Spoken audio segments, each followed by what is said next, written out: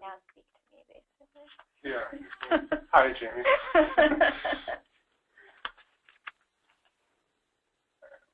That's what people are saying. Questions.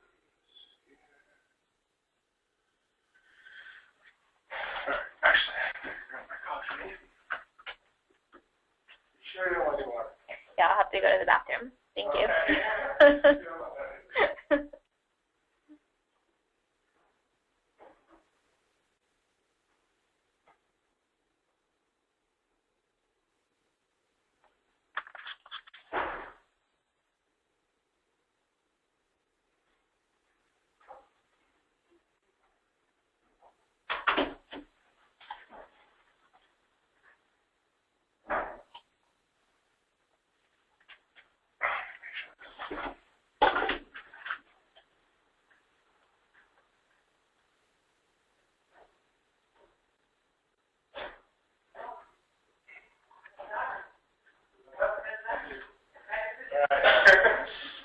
Enjoy, hopefully. Alright. So we'll have recordings of these. You can watch them over and over and over again. I never watched it. I was on TV like last fall. I was interviewed on like this small local program like Coach World TV, and like I've never watched it. I DVR'd it, and I've had it for like 6 months on my DVR. I refuse to watch myself. I have no idea how it went. That's one of those things that they do in Toastmasters. They like do video recordings of everything, so you can watch it. And it's a weird experience watching yourself, but you learn a lot from it. I know. I think it would be a good self-awareness. Yeah. And I mean, you learn good things as well as like things to improve. You're kind of like, oh, that's kind of cool. I moved around more than I thought I was doing, and whatever.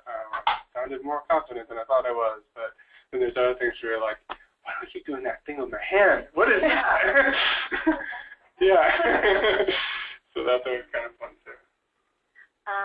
Yeah, I don't want to answer that many questions at the end. I'm so glad you reminded me. I want to add some additional questions to ask. Okay.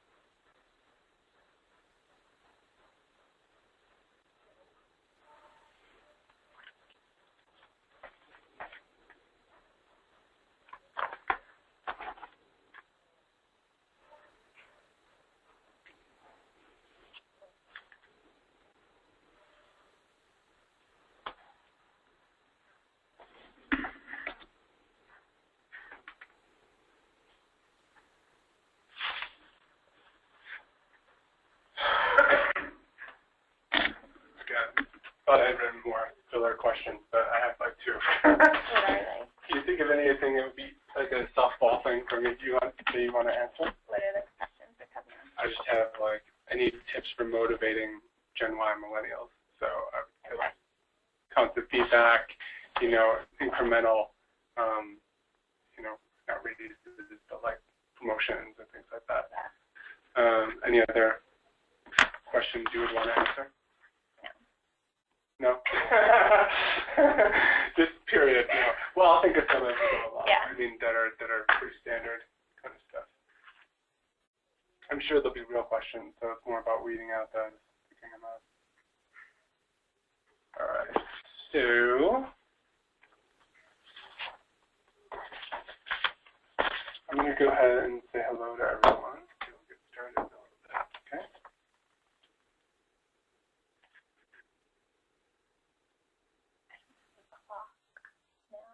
You can use 9, or you know what? Oh, okay.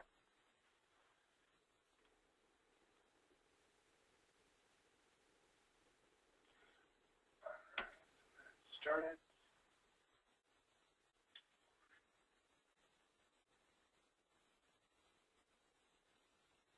The broadcast is now starting. All attendees are in listen-only mode. Hello, everyone, and welcome to today's webinar, Generations Are Cultures Too. We'll be getting started here in just a few minutes, so if you're a few minutes early here, just hang tight and we'll begin soon.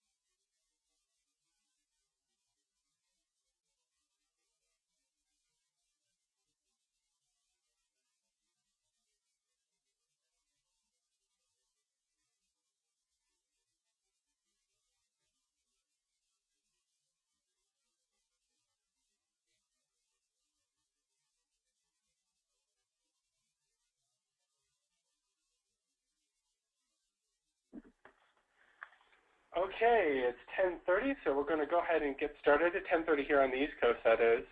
Good morning to those of you who are nearby, and good afternoon, good evening to anyone anywhere else in the world. Welcome to today's Cultural Wisdom webinar, Generations Are Cultures Too. We've created this special installment of our Culture Wizard Cultural Wisdom webinars as part of our week-long celebration of United Nations World Day for Cultural Diversity, which is occurring today, May 21st, around the world. So happy Culture Day, everybody. As you may have seen on your Culture Wizard website, if you have one, in addition to today's webinar, we've also made all of our unique country-focused Working With courses available to anyone who subscribed for this week only. So you can go in and check those out. And we've also created a really fun Culture Day interactive game that you can play, which also lets you enter into a contest to win a Kindle Fire. So I just want to encourage everybody who has a Culture Wizard site to log into your site today and check out all of the Culture Day goodies we've made available there. Okay, so just to briefly introduce ourselves here, I'm Joshua Sturdivant, the Vice President, Chief Technology Officer at RW3 Culture Wizard. And I'll be presenting today along with Jamie Gelczyk, who is Principal Consultant at Cultural Mixology and also a Master Trainer for RW3. I'll let her introduce herself further in just a moment. But first, a little bit of background about RW3. Most of you are very familiar with us, but in case you aren't, we were established in 2001, have over 30 years of experience with cultural training, talent development, global mobility, leadership development, team effectiveness training, and so on. We serve over 100 global organizations, which many of you are part of. And we're creators of the Culture Wizard website, which is a complete online learning facility for learning about intercultural effectiveness. We're also authors of Managing Across Cultures and the Capitalizing on the Global Workforce books. So feel free to check those out as well. And so now, before we get started, I want to just briefly cover some housekeeping items. You'll see a panel that's on your right by now. If it's not open right now, you'll see a little red arrow at the top right of your screen that you can click to expand the panel. And you can use, because we have so many people on the call today, we are muting the phones, but we still want this to be a very interactive session. And if you have any questions, you can go ahead and enter them in the questions box that's kind of indicated here with the arrow. If there are questions just about the presentation itself, or questions that we might pose to you during the webinar, we'd like you to fill that out there. And actually, one of the first questions I'd like to pose to all of you that you can continue to fill out throughout the course of the webinar is, what strategies are you or your company already pursuing to bridge generational gaps in your organization? Or if you just have general questions about bridging generational gaps, please feel free to write those in as well. Okay, so again, I'd like to introduce Jamie Gelczyk, again, one of RW3's master trainers. She has extensive experience as a cultural trainer and also on today's topic of generational competency. I'll turn it over to her now to have her move a little more into the heart of today's discussion. Well, thank you, Josh. I'm really glad to be here and to be presenting with RW3 today. And we always say that we learn just as much from our clients as they probably learn from us. So as Josh said, please do feel free to ask questions, send them into the chat box, and participate. We'll have a number of poll questions where you'll have the opportunity to do that. And speaking of that, we'd like to get started with our first question today. And we'd like to ask you, with which communication style do you most identify at work? So A, write me in the terms of a formal letter, B, call me, C, email me, or D, text me. So if you just take a few seconds and enter your answer into our poll question, we'll check our results. And you can go ahead and click right on the screen here to enter your response. We'll wait just another second or two for everyone to vote. Okay, so it looks like we have most people entering at this point.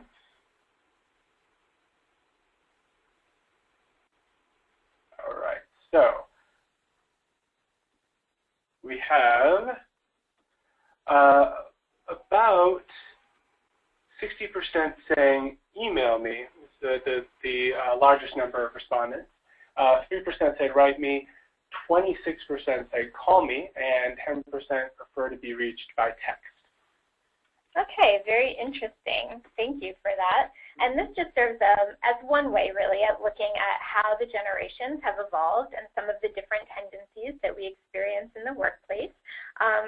We do see that it's a minority, as evidenced by our poll numbers, that people want to be written to in a formal letter in a work situation, but it's still out there. And I think that many of us, myself included, probably struggle with options B, C, and D, and we see some of the greatest behavioral differences there.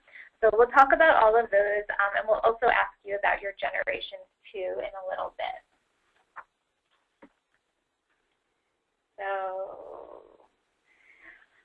So why are we here talking about the multi-generational workplace today? Well, the rhythm of the workplace has changed, as many of us know. People are living longer. Economic conditions are requiring many people to continue working past what would have been a traditional retirement age.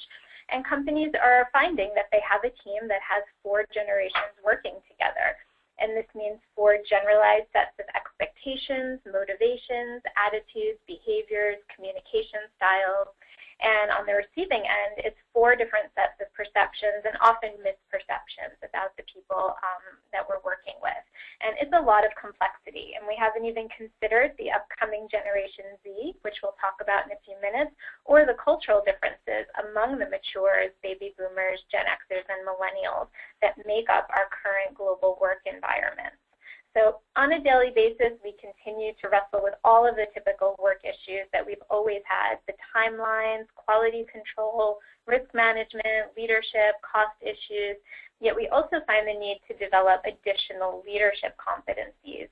And managing multi-generational teams has really come to the forefront of many discussions about what organizational success looks like today. There was a new term coined roughly in 2005 called generational competence. And this really does fit squarely under the leadership that is needed today as part of our global workforce. And what generational competence is the adaptations that organizations and individuals must make in order to meet the diverse needs of the 4 generations in today's workforce and marketplace. So basically, we all need to understand how to get along, not just across cultural dimensions, but also across generational lines. So in our 1 hour together, our goals for today are going to be the following. Firstly, to look at each generation, its related stereotypes, behavioral tendencies, and formative events. And we also want to emphasize here the element of self-awareness, just like we do with culture. So we want to understand our own lens, our own generational lens and cultural lens, and we all belong to a generation. So with cultures, we may interact more or less with other cultures, but we all do belong to a generation and are managing with different generations around us. Next, we want to look at how, why, and where generations may differ across cultures.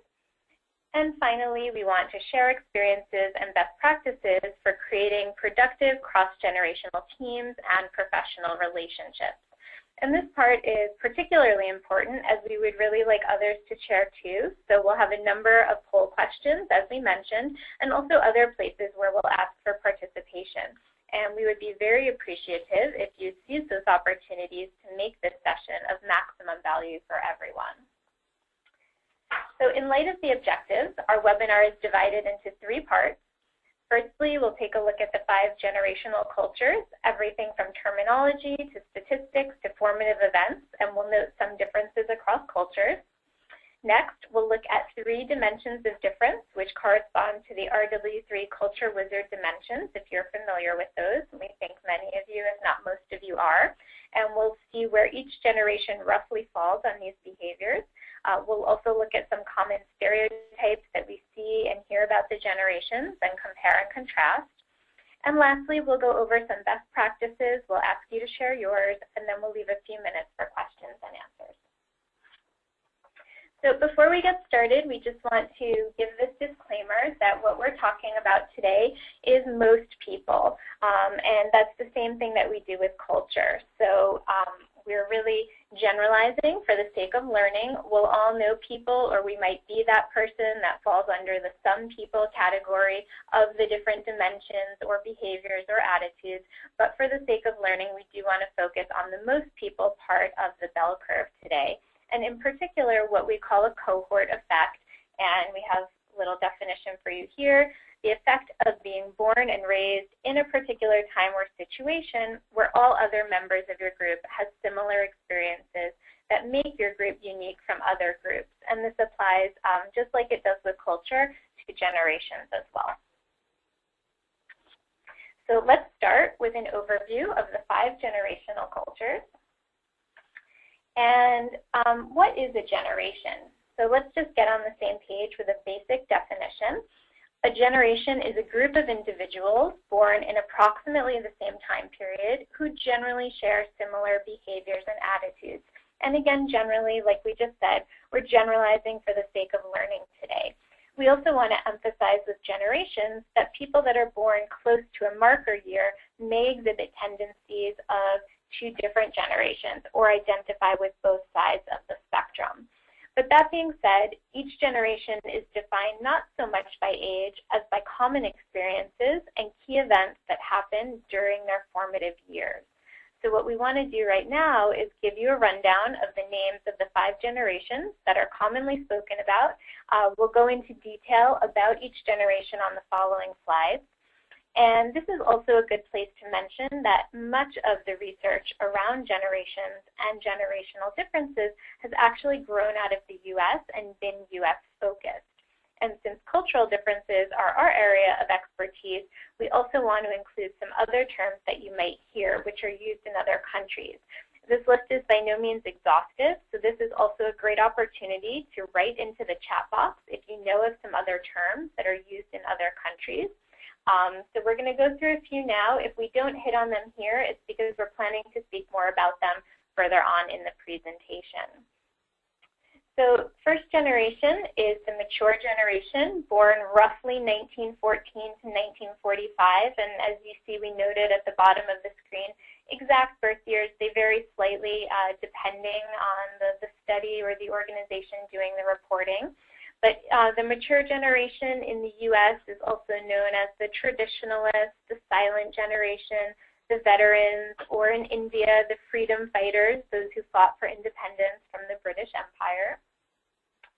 The baby boomers born 1946 to 1963, also known as the me generation, or for example in Japan, the Dankai generation. Dankai is a term that means mass or clot. Gen X, born 1964 to 1980, also known as the MTV generation in the U.S., Generation Boeuf in France, for example. Boeuf is a term in French that means whatever, so an attitude that is often associated with Generation X. Gen Y, also known as the millennials in the U.S., sometimes we hear Generation Next. And we'll highlight here Generation Poo in Russia, so the first truly post-Soviet generation to enter the workforce under Vladimir Putin, a generation that's known as being pragmatic, nationalistic, decisive. And then Gen Z. And Gen Z, some studies say they're born mid-90s, about 95 on. Some studies put it at born at approximately 2000 on. And this generation is known as the globals, the post-millennials, the iGen generation, digital natives. Digital natives is also a term sometimes identified with millennials, but as we'll see later on, we forget that many millennials, particularly the older part of the cohort, didn't actually grow up with all of the technology. Rather, they became proficient in it later on. Gen Z actually has grown up with much of this technology from the get-go. And so just from these names and the ones we mentioned and even the ones we didn't, which we'll come to later on, it already becomes obvious that generations not only differ from each other, but may also differ across cultures in important ways. So I'm wondering if anybody else shared any other terminology that they've heard of. Yeah, there's a few other entries. Someone mentioned the greatest generation for the mature generation in the U.S., and also Gen X being called the lost generation. I remember that term. Yes, those are great. Those are great. Thank you for sharing those. We'll include those in our next version. All right, and the GI generation for the matures as well. Yes, absolutely. Thank you. So what does all of this mean for you in the workforce? Generations and cultures both evolve over time. That's one similarity, but one of the important differences is that they evolve at different rates. And in general, cultures evolve slowly. They evolve due to environmental changes, advances in technology, economic situations, cross-border interactions. But even when a culture changes somewhat on the surface, its underlying values remain fairly static. Generations, on the other hand, population-wise and hence workplace-wise, will always be in a much more rapid state of flux. And we can see just by looking at some of these statistics here that just from 1995 to 2015, we've seen a big shift in the generations that make up our workplace environment. And just in the first quarter this year, actually, millennials outnumbered baby boomers in the U.S. Some other important statistics, Gen X will outnumber baby boomers in the U.S. by 2028. But if we compare that to the situation in Europe, there's a much older population. So in the EU right now, those 50 and older account for 47% of the overall population. China's working age population will increase by 23 million by 2020. And by contrast, in Japan, over 7% of the population will be 80 or older in 2020. That's compared to about 4% in the U.S. So this also highlights the need for us to consider the generational situation in the country we're working in because it may vary dramatically. We may have a workplace very much dominated by millennials, or we may have a workforce very much dominated by Gen X or boomers and older generations, and that's going to be important in terms of the strategies that we use to motivate, to communicate, to manage hierarchy, all of the things that we'll see in a few minutes. So as we often do with culture, we'd like to propose the iceberg as a model for understanding the generations. It works in much of the same way. So, what we're about to look at right now are the events that make up the deeper layers of a generational culture. So the values, beliefs, and attitudes that come from the shared experiences and events of each generation.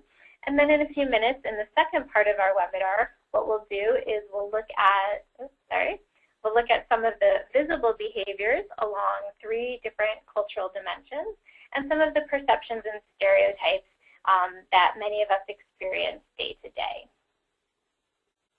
So Josh, what shapes the generation's worldview? Sure. So, of course, there's a wide range of forces that impact anyone's worldview. But when we look at some of the large-scale contexts that tend to have the strongest impact on a generational group, there are a number, but there's 3 major ones that we're going to focus on today.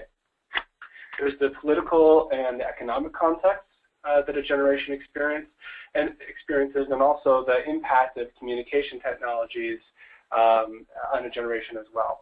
So what seems to be the case is that these contexts have the most impact during a cohort's formative years, roughly what's happening between ages 5 to 25, but especially around the time that a generation is entering the workforce. So let's first take a look at economics and politics. So these 2 influences tend to run more through cycles, from relative disruption to relative stability over time, and then moving through the same again. So if there's a period of relative stability during a generation's formative years, we see that the worldview this tends to develop is one that's looking to kind of shake things up a little bit or look for ways to improve or move away from the status quo. And as a result, generations in these time periods tend to be a little more individualistic, perhaps more egalitarian, also more focused on personal fulfillment or expressing personal values than generations that are forced to manage more difficult and disruptive times.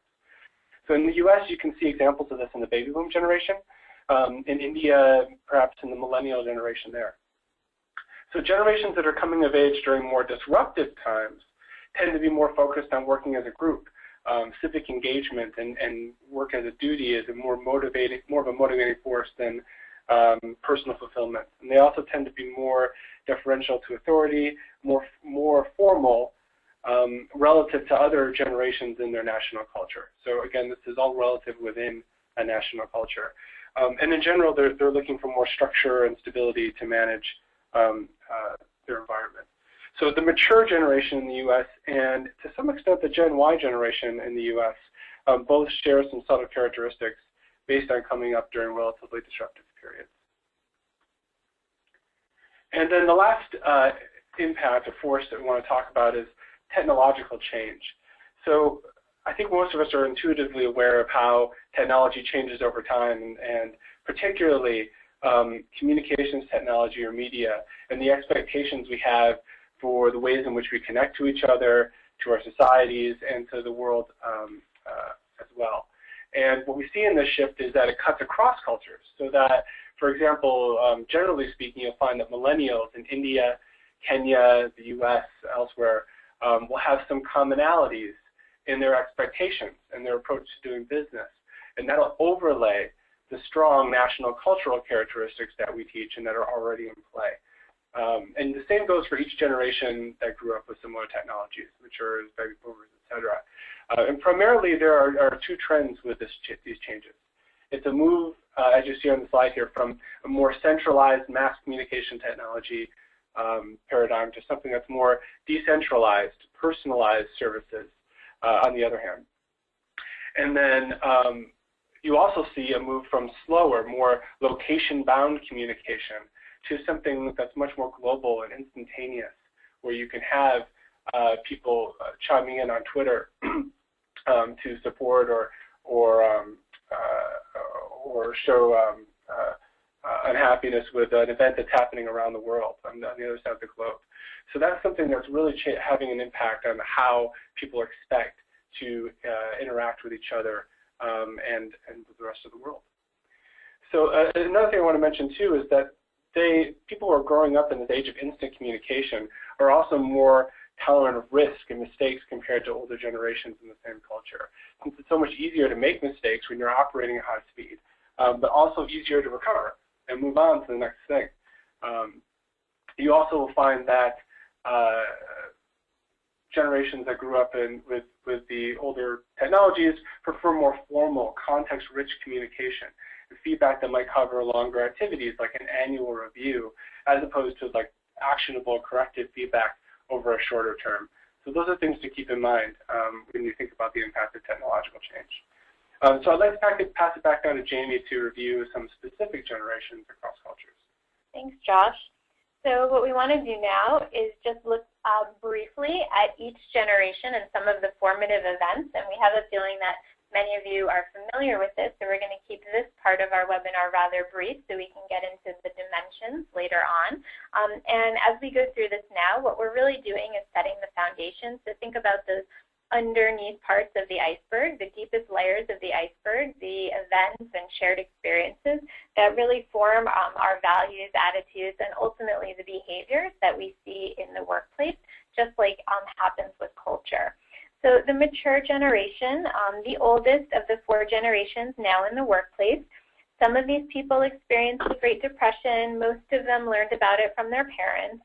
They participated in the building boom of the 50s and the return to prosperity after the war, and still very much a factor in the American economy as workers, also as consumers, but the work habits have changed. So like we saw in the statistics slide a few minutes ago, in 1995, this generation made up 18% of the workforce in the U.S., and 10 years later, they make up around 2%. So many in the mature generation now are in part-time positions or consultant-type positions and interested in a situation that provides a lot more work-life balance. And Josh, what about some examples of differences across culture? What do you think in India? Sure. So in India, the mature generation were the freedom fighters who were part of the movement towards independence from the British Empire. So you see a strong sense of national pride, obviously, also more of a group orientation, a deference to government and authority. It's not unlike the same generation in the U.S. Yeah, and in Germany, in opposition to the situation in the U.S. where there was prosperity, we had the mature generation which experienced a lot of economic hardship after the war. So this is a generation that's characterized by being a bit disillusioned, disinterested in politics. In Brazil, similarly, we had a generation that experienced a lot of economic hardship because we had authoritative dictators in leadership positions at the time that really demanded compliance from the people. So we see a generation that's very risk-averse, very respectful, also very modest. If we look at the baby boomers, one of the characteristics most shared by baby boomers around the world is the sheer size, as we can tell just by the terminology, because birth rates worldwide did tend to increase during the 40s and 50s. So the baby boomer generation also includes some of the individuals who grew up in prosperity after World War II, also a group in this cohort who experienced some social upheaval later on.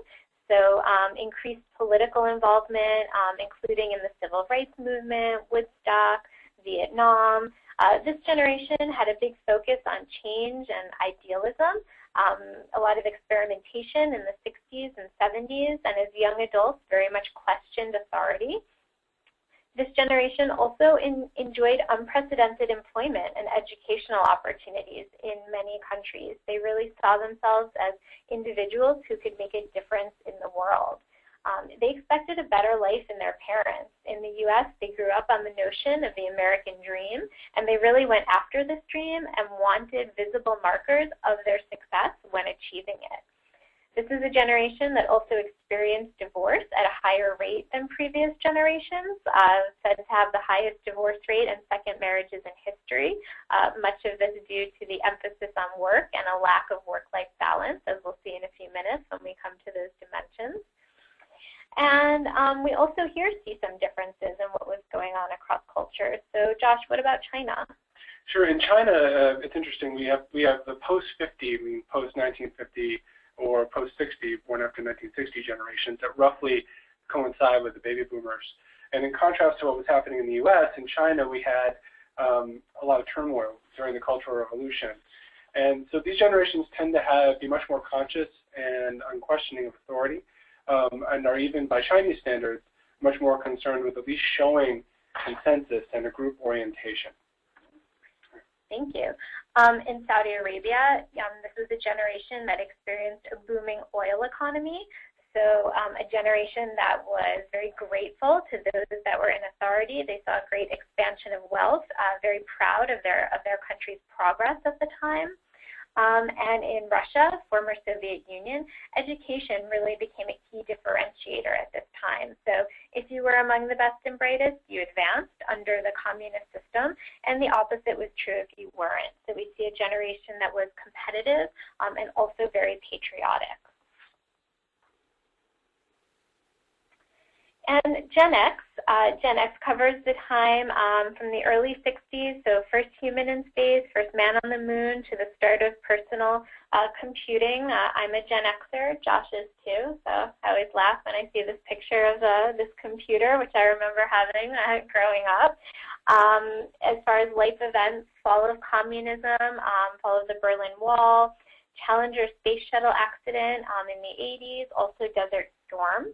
Gen X is very much considered the generation of individuals, a generation that is self-reliant, entrepreneurial, independent in terms of their thinking. Also the generation that experienced the divorce of those baby boomer parents that we just spoke about a couple minutes ago. Many Gen Xers had two parents working in the household as opposed to the traditional situation that was more in line with the boomer generation. Gen X, many were called latchkey kids, so kids who came home to that empty house after work because both parents were working. Many of their parents went through corporate downsizing, which led to a generation of individuals more skeptical about companies and questioning the ability to actually rely on an institution for long-term security. Part of the reason that we see such an entrepreneurial spirit in Gen X as well. This generation went to desegregated schools, grew up with a respect for diversity. Also the first generation to really start using technology and relying on it in a more day-to-day way. So we think about computers, so for cell phones, people were using fax machines in the workplace. Definitely a generation that we would call techno-literate, tech-savvy. And they didn't so much rebel against authority like their baby boomer parents. They more just saw it as irrelevant. So we think back to that generation bouf we mentioned in France, you know, seeing things as irrelevant. Also a generation that's very egalitarian. And at the same time, sometimes people say a generation that feels very entitled. Although probably the first generation in the U.S. that across the board won't do as well financially as its parents did. So just some quick examples of differences across culture. So in Germany, obviously, Gen X experienced the fall of the Berlin Wall, the integration of East and West. So there was a huge financial cost there. We see a generation that's very cautious about national identity, more inwardly focused on self and family. Same result in Brazil, but for different reasons. So in Brazil, financial crises were plaguing the country. It was transitioning from a dictatorship during this time. So people also became very self-reliant, family-centric, the questioning of the ability to count on institutions. And in Saudi Arabia, we had declining oil prices. So in contrast to the previous generation where there was lots of prosperity, here we had government deficits for the first time. So again, people began to question the ability to rely on institutions for the stability. So you have a generation a bit more disillusioned here. And Gen Y, so, you know, roughly born from 1981 through 2001. What we hear most commonly is just their distinction being their digital proficiency, the value that they place on speed, a generation who came of age with the internet and lives in a technologically ubiquitous world. But we do want to remind you, like we said earlier, the oldest millennials, who are now probably around 34, didn't really grow up with broadband or iPhones. Rather, they just became proficient in it later on. That being said, because of technology, there's a much greater sense of millennials globally seeing themselves as connected to other millennials. As far as life events, things such as 9/11, school shootings such as Columbine, the Clinton scandal, all things that characterize this generation. Gen Y, came of age during a period of economic expansion and globalization, but also came upon many tough times when they started looking for jobs. So a lot of Gen Y started looking for jobs after September 11th, during the recession that followed, housing meltdown in 2008. So they haven't had the easiest time, in the job market. First generation of children really with schedules and being busy. So many Gen Y are the children of baby boomer parents. And as we'll talk about in a few minutes, it's for this reason that many baby boomers and Gen Y actually get along so well in the workplace. That's the baby boomers who raised them. So they know them, they get them, and in some ways they can understand them very well. A generation that has close relationships with their parents, achievement-oriented, and competitive. So some examples of differences across cultures. Josh, China? Sure, yeah. So again, when we're looking at China, we see some parallels with the U.S. millennials, as we do with millennials around the world, in terms of their more globalized perspective, reliance on technology and social networks for finding information. But we do have a contrast in terms of motivation, where many Chinese in this generation are more status and work-oriented. Many of them are products of the one-child policy and have a duty to perform well in the workplace regardless of individual interests and values. So what's the difference there? Thank you. And in Japan, we have what we call the Yutori generation. That was a term we had up on the screen earlier. This is a generation that also, like many in the U.S., went through bad economic times in the 90s and in 2008. The first generation to not have the corporation for life mentality in Japan that the previous generations had. So we have a generation here that's a bit more risk-averse, said to be less ambitious than their parents, and in the workplace really looking for that job security, which is not as prevalent as it was. In Kenya, Gen Y, which would, the years would be defined slightly later, so they say around 1990 to 2000, makes up between a third to a half by some estimates of the total workforce. That's versus 25% in the U.S. Actually, 60% of the Kenyan population is 18 to 40 years old. So this is a generation that's considered to be optimistic, self-reliant, very loyal to employers, a generation that wants mentoring. And, here again, we want to emphasize the point that, in a place like Kenya, you would have a very millennially driven workforce, and we want to take that into account when we look at the different countries, what the dominant age group is that we might be managing along the different dimensions. And finally, Gen Z, and I always think it's funny when I would do this type of presentation a few years ago, the big focus was on millennials, maybe a speculation or two about Generation Z. And now we're really seeing that this, not surprisingly, is the next big topic in curiosity. We said earlier there's no consensus yet about the exact name, although Gen Z is a popular name. This is an infographic from a company in Australia. We think it's one of the better summaries that we've seen. It shows some of the possible names, differences in life stages, education level, some other interesting facts. And if you think about it, those born in 1995 would just be entering the workforce in a couple of years or so. So this is starting to become a real factor and something that as leaders we're going to have to think about what makes this generation different and how we incorporate that into our management style in the workplace. So event-wise, Generation Z may have some memories of 9/11 but didn't really live through it. Events that more mark this generation would be the Iraq and Afghanistan wars, the uprisings in the Middle East and North Africa, the real estate meltdown, and as far as technology, really the integration of mobile technology. So if we said Gen X was technologically savvy and Gen Y technologically proficient, Gen Z is really digitally integrated. So more than any other generation using this technology on the go in every aspect of their life. Something interesting to note here is also just the redefined life stages, which you see along the bottom of the screen. So going from a traditional model of 3 life stages to one of, I think we have 7 there. And, we'll highlight for you the term in the middle, kippers, for those of you who don't know what that means. That's kids in parents' pockets eroding retirement savings. So we can't hear you, but we're sure some of you are laughing. Maybe you know someone like that. Maybe you are someone like that. But, in any case, just the redefining of the life stages. A typical Gen Z is said that they will have 17 jobs and 15 homes in a lifetime, so this is a mobile generation.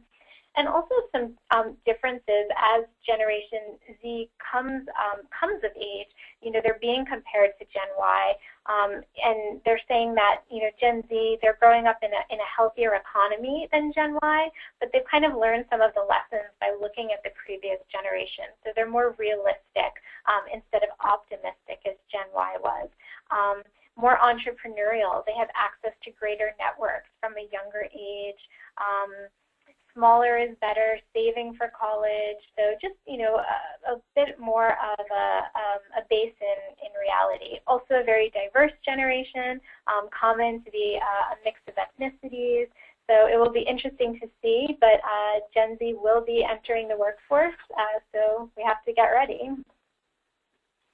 So now we want to ask you a couple questions, and Josh, I'm going to turn this over to you, but the first one we'd like to ask is strictly by age, so just by number, which generation are you? Great, so we'll wait a few seconds here for everyone to enter in the generation that you belong to by age. Got about 80% voted. We'll wait a little longer.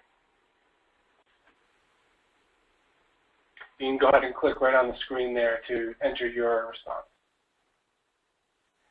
All right, so it looks like we have 1% the mature generation, 30% of you are baby boomers, 43% Gen X, 27% Gen Y, and no Gen Zs on the call yet. But I'm sure that number will go up if we do this next year. Yeah, exactly. Maybe next year. Yeah. Great. And now we'd like to switch that question around a little bit, not by age, but by mentality. So strictly by mentality and attitude, which generation do you most associate yourself with? We'll wait for you guys to click on your screen there and enter in your generation that you most identify with by mentality.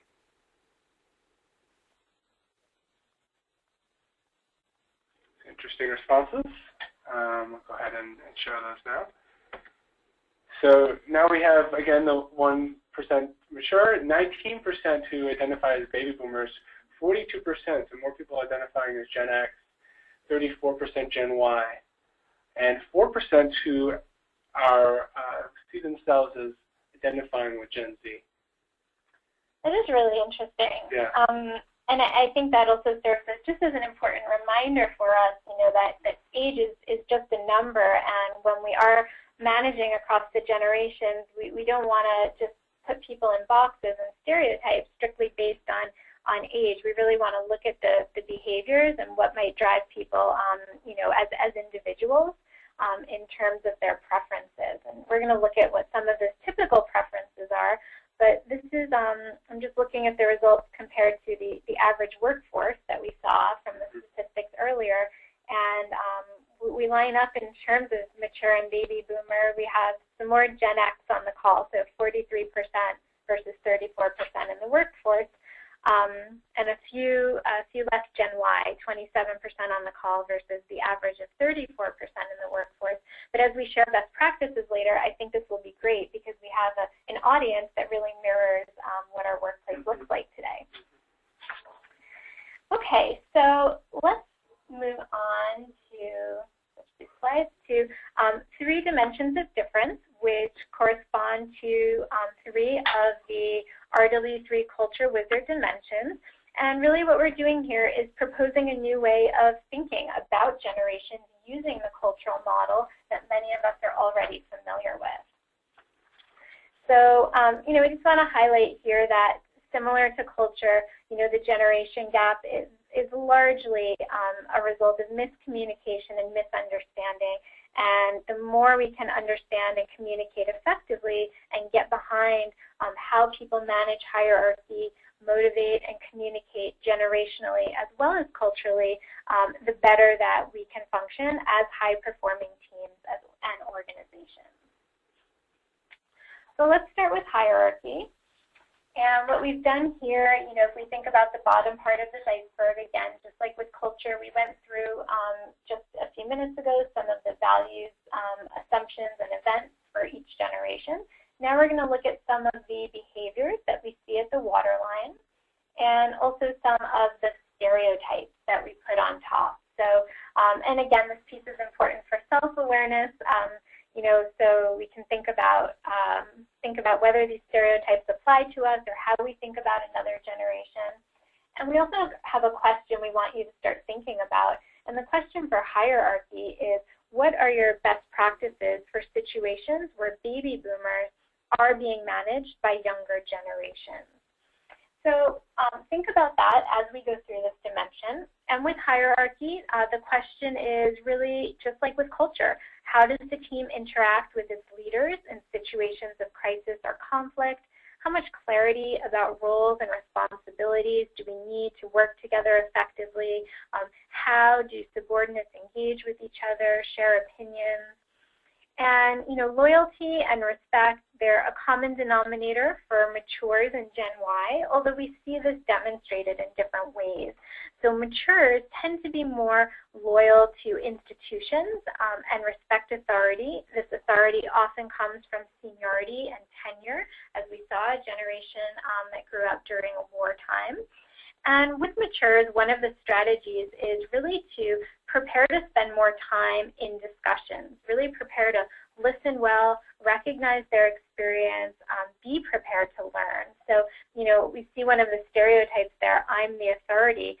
It's not so much I'm the authority as they have a lot of history to share. They have a lot of examples. So, you know, another strategy is engage their anecdotal storytelling, their historical and institutional memory, and try to learn from that. Gen Y is loyal to people, respects veterans, and will often seek guidance from those in positions of authority. And it's interesting to see that, you know, Gen Y is placed closer to the mature generation on this dimension. So, you know, strategically, we want to involve them, consider their ideas, despite their age. Often there's a lot of creativity and innovation, even if they are the youngest, at least for the next couple of years, in the workplace.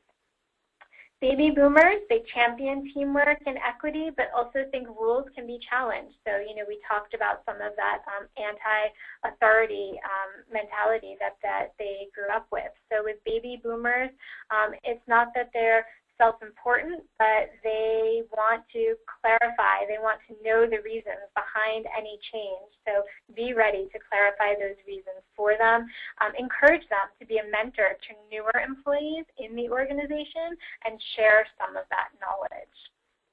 Gen X, in contrast, dislikes micromanagement, believes that rules are dynamic, set by individuals. Remember, we said this is the me generation, so rules come from individuals, not so much institutions. They may tend to test authority. And with this generation, it's not so much that it has to be done their way, but they have a lot of entrepreneurial instincts. So, you know, leverage that and, you know, play to that creativity. There was a recent IBM study that asked about attributes of the perfect boss across generations. This was a global study, and there were some interesting results that corresponded to this. So, for example, by generation, those who felt that a good boss would be open to new ways of doing things, Gen X scored highest, 36%, baby boomers at 34%, and Gen Y, 31%. So we kind of see how that, you know, goes along the spectrum in terms of the boss and the openness to new ways of doing things. It's a subtle difference, but the difference is there, just like with culture. So Josh, what are people writing in terms of best practices? Sure, some really interesting feedback in here. So,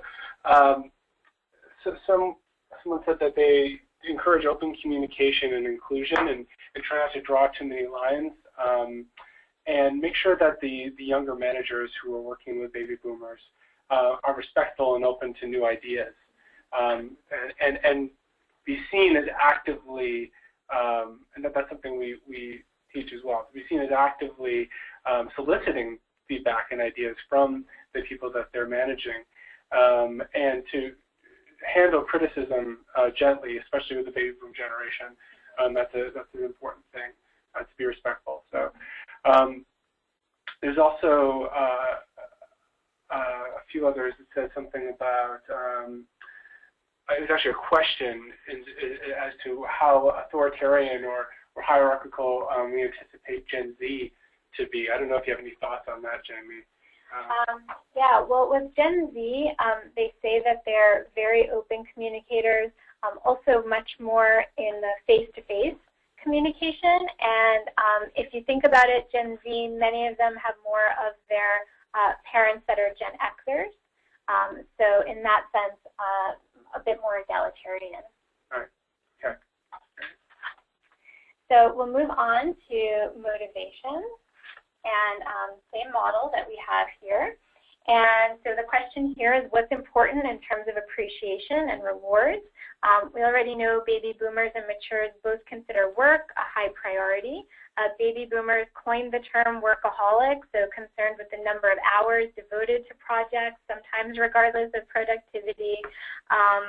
This generation has been one that's always been a little more hesitant to take time off, lose their so-called place on the team.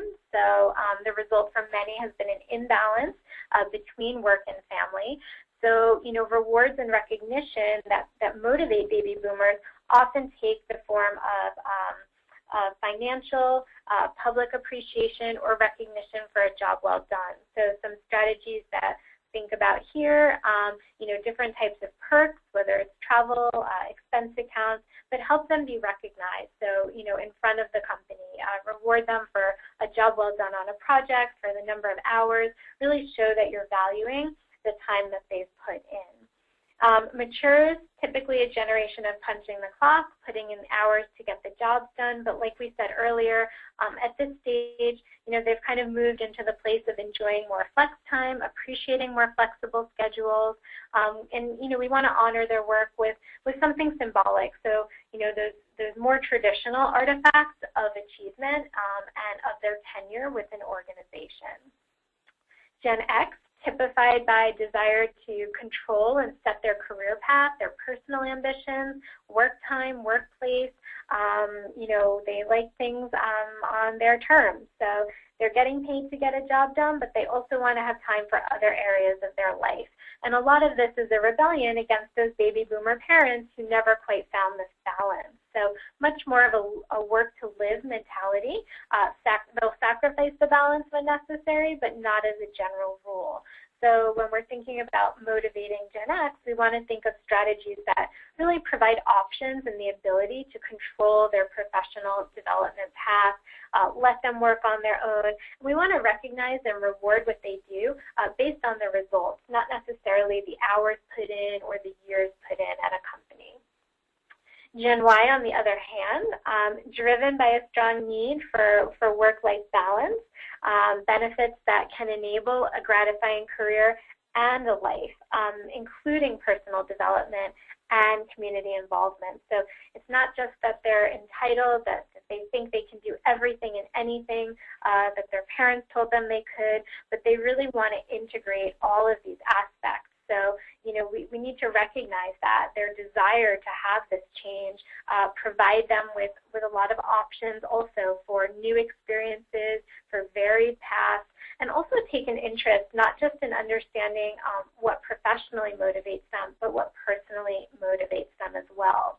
And another interesting study from an article in the Wall Street Journal last week, but millennial parents are twice as likely to increase the amount they work after having children compared with some of their Gen X peers.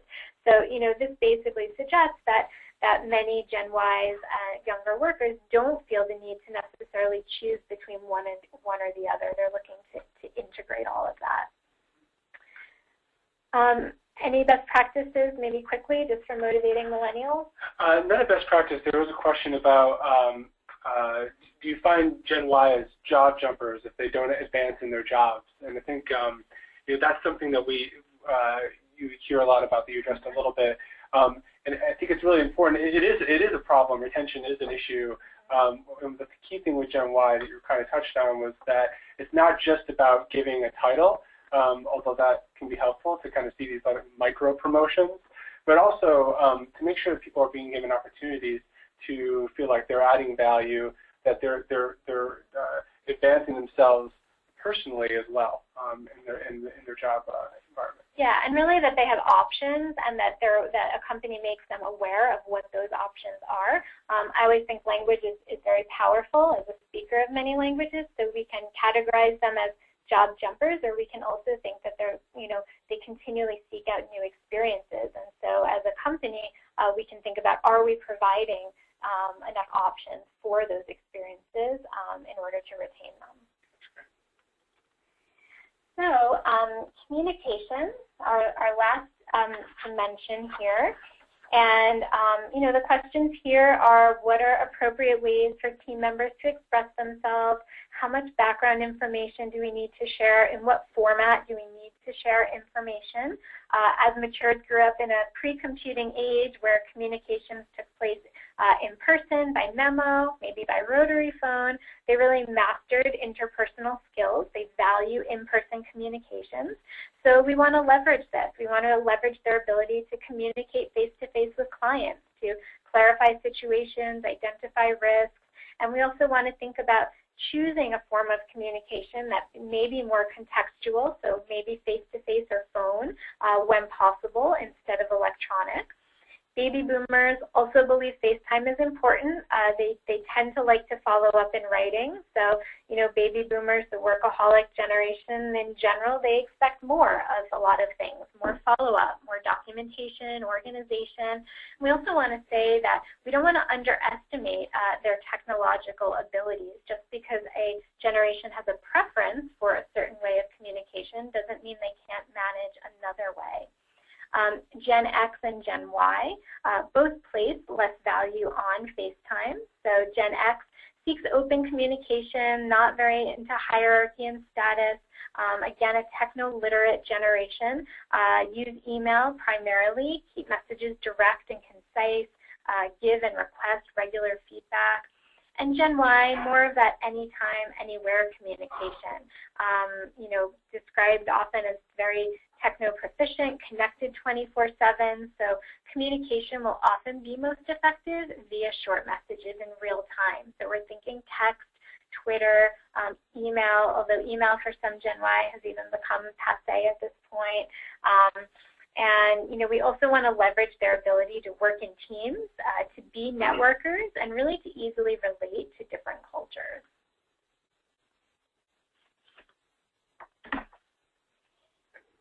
Okay, so our time has just flown by, at least on our end. We hope for you too. So we want to start concluding with some strategies for working across all of the generations, regardless of culture. The first one is just to do your research. Like we said, we often think about generations in terms of age, but really, just like culture, a generation is defined much more by common experiences than by birth years. So just like you would do with culture, do your research, understand the key drivers and events that have molded the group's behaviors in the particular country that you're working with. And we want to emphasize the country-specific nature of that, but don't necessarily equate mentality with age. Second one is be prepared to embrace change. Like we said, this is happening really quickly. Just in the past 10 years, we've seen a dramatic shift in the numbers in the generations that make up our workplace, and we're on the cusp of having Gen Z come into it, which will alter the landscape yet again. So, as leaders in high-performing organizations, we really have to be prepared to embrace change and lead effectively so that we're not left behind. Develop your generational competency. Again, I want to come back to this and just remind you of what that means. It means the adaptations that organizations or individuals must make in order to meet the diverse needs of the generations in today's workforce and marketplace. This is a key to organizational success today. It's even something we see sometimes on resumes and CVs now. This is an actual leadership competency. And lastly, focus on being relevant. So just like with culture, rather than equating something different with being bad, we really just need to think more about how to be relevant. We do this all the time. We adjust our products and strategies in different markets. We alter our leadership and communication styles across cultures. So we want to do the same things and strive to be as relevant a leader as possible to each generation in the workplace, and also not be afraid to make that a topic of conversation on our culturally diverse and generationally diverse teams. And we also have a few tools at RW3 that can help you with this. So Josh, I'm going to let you share those. Yeah, absolutely. So the two that make the most sense for culture to relate to this are the Life Map, which is a new tool that we added in the leadership track on many of your, or in some cases it's called the management track on your Culture Wizard sites. So that's a tool that lets you think about some of your life experiences and how they've impacted you and your experience as a global leader, but also as a person working with other people who have had different life experiences over different generations or different national cultures. So I encourage you to check that out. And then, of course, we also have Team Place, which is a great tool for building your own personal cultural profile and then comparing that to other colleagues, and not just to give the general profile for a culture, but to your specific colleagues on a standing team. You can have them all join in and share their personal profiles, and then we give you some really great feedback on how to manage the differences on that team or with those particular people. And I'd also mention, of course, on the Culture Wizard site, we have our country profiles tool. So if you want more specific information, we do have generational information on many countries and country profiles, and you'll find much information about national cultures. There's a wide range of information on your Culture Wizard site, and we encourage you to go there, especially today on Culture Day when we have some special tools available. And then I also want to remind you about the Culture Wizard mobile app that you should all download if you haven't already. It's available in the App Store and on Google Play, and that will let you sign in with the Culture Wizard account that you have and view the country profile articles, the culture calculator that lets you build that profile. And then we also have all the content from our media library, which includes videos from some of the courses, but also some of the webinars, like this one today. You'll find recordings that are there, and you can take those with you wherever you go. So we are just about out of time, but I do want to answer one or two questions because there are some really good ones that have come through.